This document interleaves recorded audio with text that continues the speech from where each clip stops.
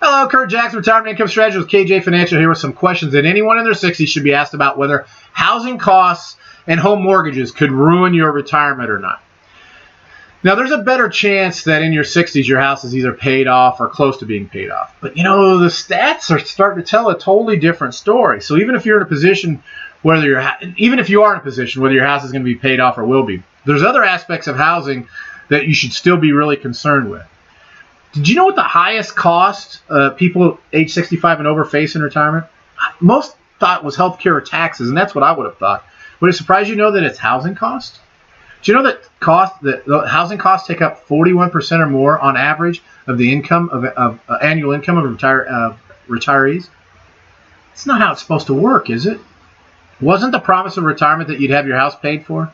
And even if you do have it paid for, does that mean that there are no housing costs? No. How about taxes? How about insurance? How about the cost to maintain your home? So there's still some housing costs. They're just lower, right? Do you realize that for most homeowners, a house is not an appreciating asset? Would it surprise you to hear that many analysts, including Professor Schiller of Yale, are predicting another housing crash? Remember, they didn't predict, most experts didn't think the housing could crash, but yet it did in 2008, didn't it? Right? Should you be building your retirement plan based on the hope for appreciation of your house?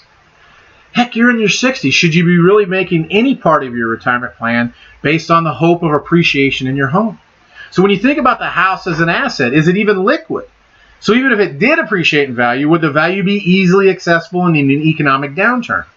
How many banks are going to loan you money if you're not working? Now, you're not working at retirement, you've got a steady flow of income. But what happens in an economic downturn to home values? Typically, they go down, so maybe that appreciation wouldn't actually be there, would it?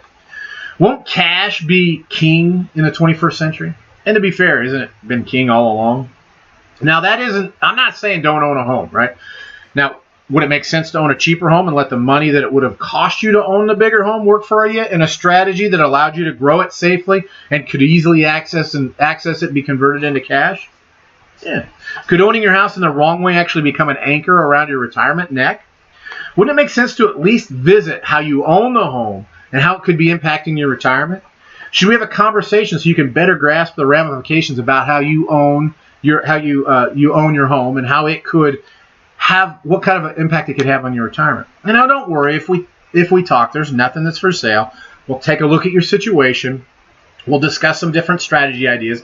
If you like any of them and want us to work up something more specifically, we'll move forward. We'll let you know how that works. If not, at least you'll know you're in a good position and you don't have to do anything, or you do need to make some changes and you can either make them on your own or get help from another financial professional. So if any of this makes sense and you want to have that conversation, don't you owe it to yourself to at least do that?